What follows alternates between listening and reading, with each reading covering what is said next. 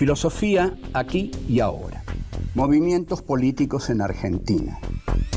La ilusión en el progreso histórico era la bandera fundamental de la izquierda política. Sí, que se rompa, pero que no se doble. Querían pobres sometidos y tienen, en cambio, anarquistas combativos. Los hijos de la llamada chusma inmigratoria exigían ahora educarse, necesitan hacerse a sí mismos. La conciencia política de los militantes aparece en la praxis. Eva Perón es una construcción de Eva Perón. El tercer mundo es el que iba a encabezar la lucha contra la opresión. Cortar de un solo tajo la cabeza de la víbora marxista. Que vengan los capitales de todo el mundo sin condiciones de ningún tipo. Develar cómo fueron los movimientos políticos que dieron forma a este país que hoy tenemos. Anarquistas en Argentina. 1. La inmigración no esperada. 2. FORA, Formación Obrera de la República Argentina. 3. La ley de residencia y los primeros estallidos. 4. Huelgas y represión. La inmigración no esperada. Dentro del tema que estamos tratando, movimientos políticos en la Argentina, hoy nos toca tratar el tema del anarquismo. ¿Cómo llega el anarquismo a la Argentina? El anarquismo llega por carencia de habitantes. ¿Por qué se produce en la Argentina una carencia de habitantes? Bueno, porque la élite dominante ha tenido la necesidad para ellos de eliminar a varios habitantes de este país. Desgraciadamente, la política que hizo Buenos Aires no fue una política de integración, sino que fue una política de exclusión. Con lo cual, y ya lo hemos dicho, lo que se hizo en la Argentina no fue un país, sino una ciudad. La ciudad de Buenos Aires, que retuvo todo el poder para sí, el puerto, la aduana, toda la riqueza, y entonces elaboró una economía de exportación de materias primas e importación de manufacturas. Para eso tuvo que eliminar, derrotar en una guerra civil terrible que se desarrolló a lo largo de todo el siglo XIX, al federalismo gaucho, al cual termina por derrotar en la extraña batalla de Pavón, con la complicidad de Urquiza, sin duda alguna, y tiene que Mitre, aliado a los brasileños y a los uruguayos, que poco colaboraron, extermina al pueblo paraguayo, que comandaba Francisco Solano López, y la masacre la hacen sobre todo los brasileños. Y también la obstinación de Solano López de pelear hasta un extremo demasiado extremado, porque mandaba finalmente a chicos de 8 años con bigotes pintados, que eran fácil presa de la furia brasileña y del ejército mitrista. Entonces, quedan liquidados los gauchos del interior, quedan liquidados los negros, que eran la vanguardia del ejército mitrista en la Guerra del Paraguay. Los mandaba adelante y así los mataban a todos. Y luego, con la campaña de Roca, la llamada conquista del desierto, que Roca, con bastante poca piedad, aniquila a todos los pueblos originarios durante esa campaña del desierto, con rifles Remington, con cañones Krupp contra lanzas, pobres lanzas de los indios. Hay una frase de Estanislao Ceballos, uno de los hombres del 80, uno de los hombres más venerados por el liberalismo argentino, que con todo candor dice una verdad terrible.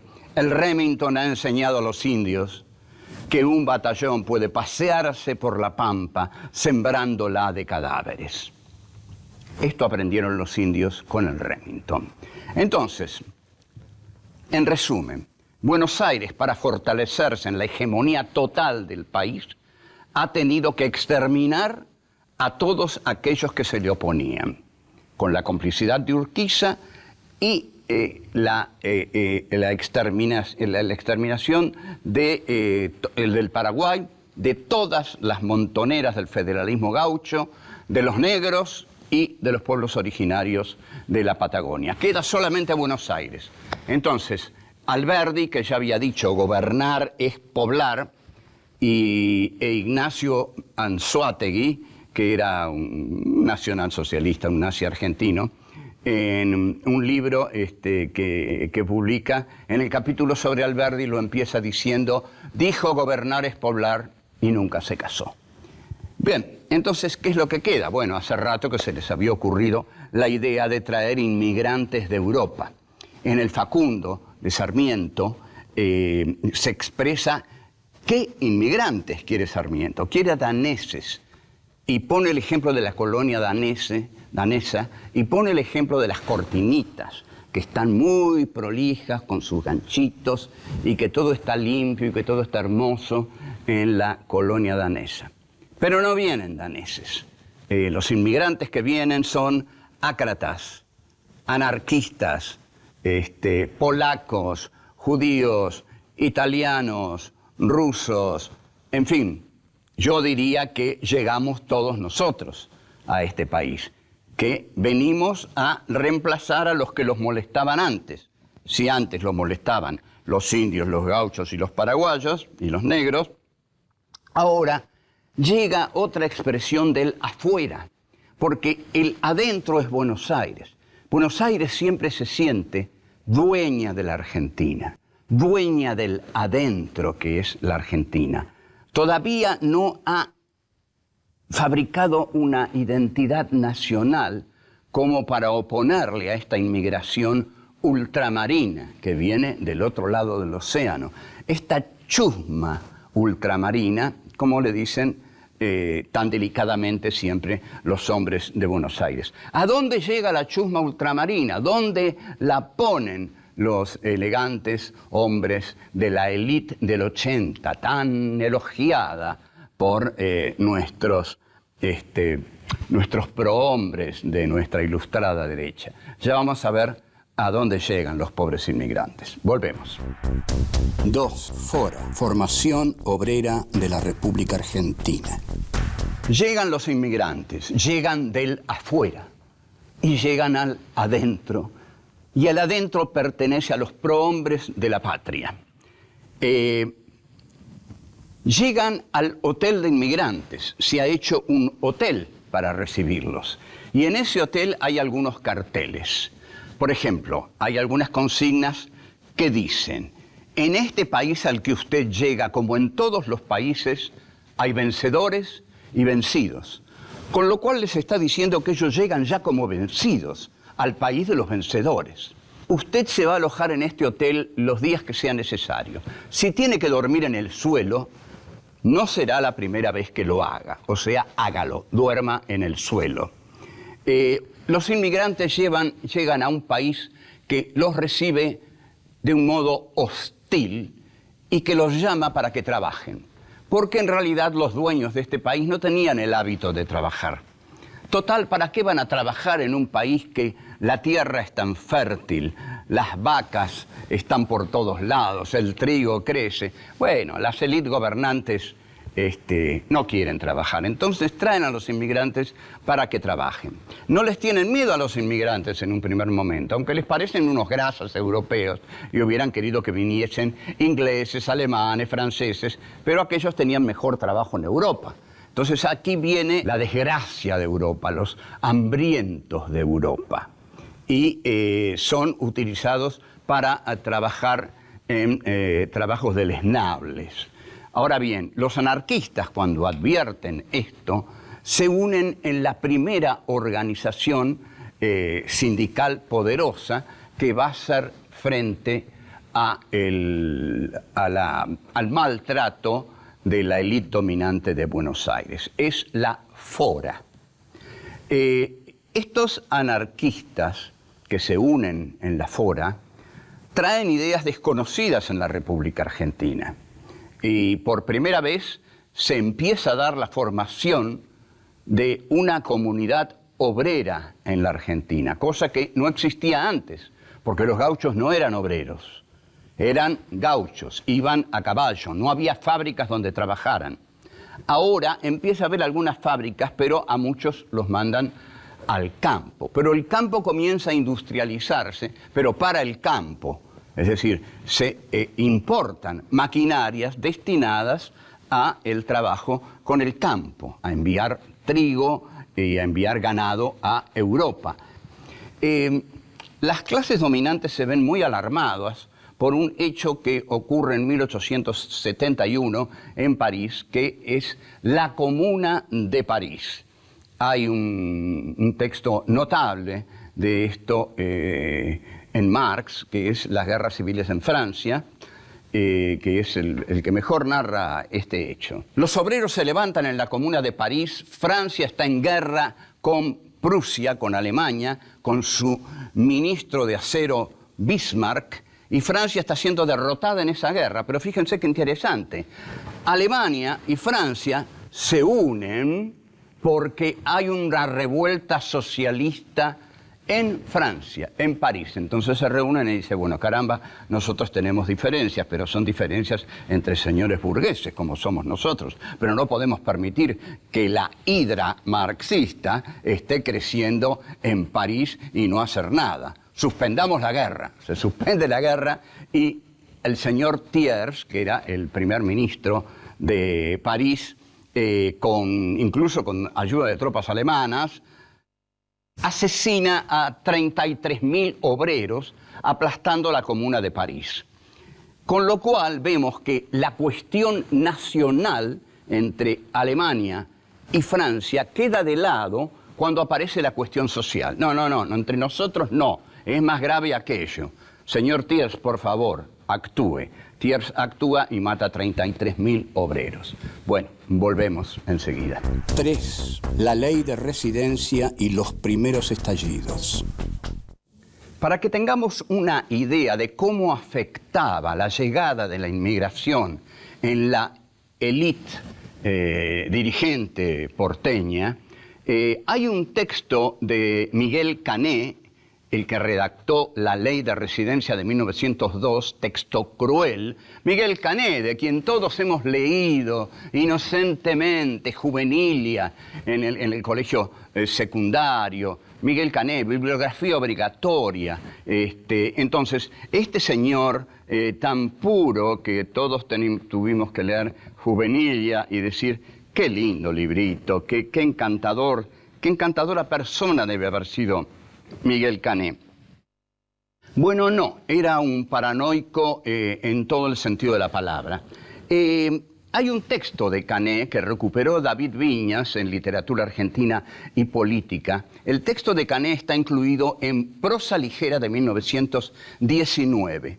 Es un texto en el que Cané imagina cómo la marea roja, que él ya había vivido en Europa, la marea roja, la ola roja, el terror, ¿no? 1919 además ya estalló la Revolución Rusa y la ola roja ya es una presencia en el mundo.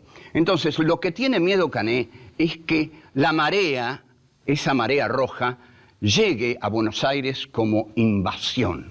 La idea de la invasión es constante, porque los porteños sienten al país como su propia casa. Entonces el temor que tienen es que le tomen la casa. Esto es constante. Hay un texto de Cortázar, Casa Tomada, hay uno de Germán Rosenmacher, Cabecita Negra, que resignifica Casa Tomada. O sea, la metáfora de la Casa Tomada es fundamental para entender la historia argentina. Los sectores dominantes dicen, no nos van a tomar la casa porque la casa es nuestra. Pero aquí el problema es que llega la inmigración. La inmigración trabaja, se enriquece, están los sacazuelas, hasta los sacazuelas, los zapateros, se enriquecen y para terror de tipos como Cané, llegan a entrar en los salones oligárquicos, como dice precisamente Daniel Canet, tropezando con los muebles. Claro, de brutos que son, no saben entrar en un salón oligárquico, entonces tropiezan con los muebles. En 1899 ya Canet está pergeñando la ley de residencia. El artículo primero de la ley de residencia dice: el poder ejecutivo podrá, por derecho, ordenar la salida del territorio nacional a todo extranjero que haya sido condenado o perseguido por los tribunales nacionales o extranjeros por crímenes o delitos de derecho común. Entonces, esto lo que en verdad significa es una ley contra la ideología de los inmigrantes incómodos. Todo inmigrante que tiene una ideología es un inmigrante incómodo. El inmigrante que llega puro de todo, dispuesto a que lo exploten, manso, ese no tiene nada que temer de la ley de residencia. Pero aquel que llega con una ideología ácrata, anarquista, que quiere armar sindicatos, discutir sueldos, no, ese mejor hay que echarlo. El artículo 2 de la ley de residencia, con acuerdo de los ministros, dice que se puede ordenar la expulsión de todo extranjero cuya conducta pueda comprometer la seguridad nacional. Ustedes observen cómo aquí aparece el término de seguridad nacional, que va a ser la ideología del gobierno de Videla. La seguridad nacional, no la defensa nacional. La defensa nacional es cuando el ejército defiende al país contra otro país. La seguridad nacional es cuando el ejército interviene en funciones de policía dentro del país. Entonces, la ley se hace para todos aquellos que puedan perjudicar la seguridad nacional. La seguridad nacional se perjudica de varios modos. Uno de esos modos es una huelga de inquilinos que estalla el 2 de agosto de 1907. Los inmigrantes vivían hacinados en pequeños espacios infectos que son los conventillos. Hay 500 conventillos en huelga. He aquí un problema para la élite dominante. ¿Qué va a hacer? ¿Van a ir a dialogar con esta gente en los conventillos y olerles esa comida horrible que hacen? Porque Santiago de Estrada describe los distintos olores de los conventillos, porque está lleno, por supuesto, de gallegos, italianos, polacos, rusos, entonces todas las comidas dan asco. Pero sobre todo, dice Santiago de Estrada, los que manejan los conventillos son, oh sorpresa, los judíos. Porque, ¿cómo no iba a ser un antisemita el señor Santiago de Estrada, elegante hombre del 80? Volvemos. 4. Huelgas y represión. La élite dirigente se prepara en la Argentina para festejar gloriosamente el centenario. Quizás no habían pensado llegar al centenario tan dueños de este país, del que nunca dejaron de ser dueños, y que cuando se les cuestiona ese poder, esa propiedad, se ponen de muy mal humor. Entonces, se acerca el centenario, 1910. Argentina quería mostrarse al mundo como una gran potencia, como una nación de paz, como una nación de abundancia, a la cual podían llegar todos los hombres del mundo y mirar todas las cosas hermosas que había en la Argentina, porque la oligarquía había tenido muy buen gusto en contratar arquitectos franceses para hacer los palacetes en que habría de vivir y para hacer una joya como el Teatro Colón, que es uno de los mejores teatros de ópera del mundo, aún hoy.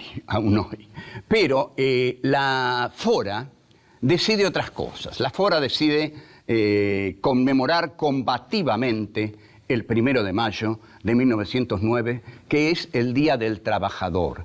Ese día, un héroe anarquista, alguien que va a pasar al bronce del anarquismo y que es Simón Radovítsky, arroja una bomba contra el carruaje de Ramón L. Falcón, meses después de una de las tantas represiones que ordenó el supercomisario Falcón. Falcón muere en ese atentado y también muere su secretario Juan Lartigot. El héroe de la derecha es un señor especializado en un tema literario poco conocido, aunque muy usado por los políticos, la arenga política. Manuel Carles tenía una verba florida, inflamada, que era capaz de levantar hacia la violencia contra el enemigo, contra el otro, contra el abominable, contra lo absolutamente otro, o sea, los anarquistas, porque decía frases como: os voy a dirigir la palabra rápida como tiro de fusil. ¡Oh, qué macho que era Carles, caramba! ¿Quién no va a la guerra después de eso? Bueno, Carles crea el grupo la Liga Patriótica, que son chicos bien, digamos, chicos de las clases altas que integran la Liga Patriótica para luchar denodadamente contra esta chusma inmigratoria que invade la Argentina.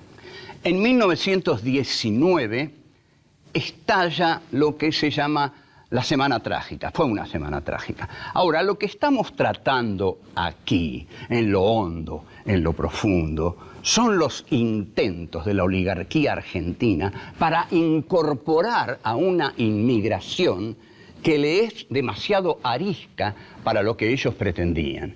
Querían pobres sometidos y tienen, en cambio, anarquistas combativos.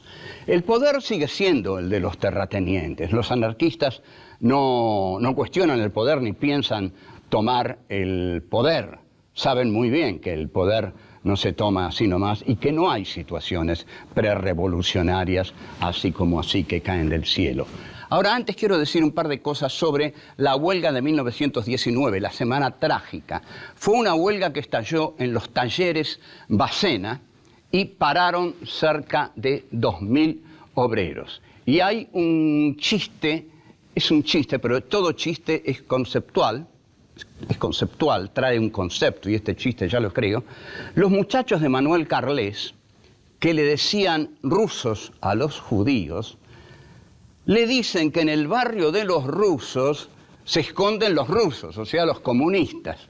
Entonces hacen el primer pogrom argentino. Esto es bueno que lo sepa la comunidad judía, que el primer pogrom argentino lo hicieron los niños de la oligarquía. El anarquismo en la huelga de Bacena es derrotado porque Irigoyen le da mano libre al general de Lepiane, que arrasa con la huelga del anarquismo. Poco tiempo después estalla otra huelga terrible en la Patagonia, en el sur del país, donde sobre todo se da la cría del ganado bovino, la esquila de las ovejas. El anarquismo es un movimiento de reivindicación de la clase obrera que en su teoría tiene muchas cosas para discutir, como la extinción del Estado, etc. Pero en ese momento era la ideología de lucha de los explotados en la Argentina y jugó un papel progresivo porque le dio dignidad a la lucha de los de abajo. Hasta el próximo encuentro. Chao.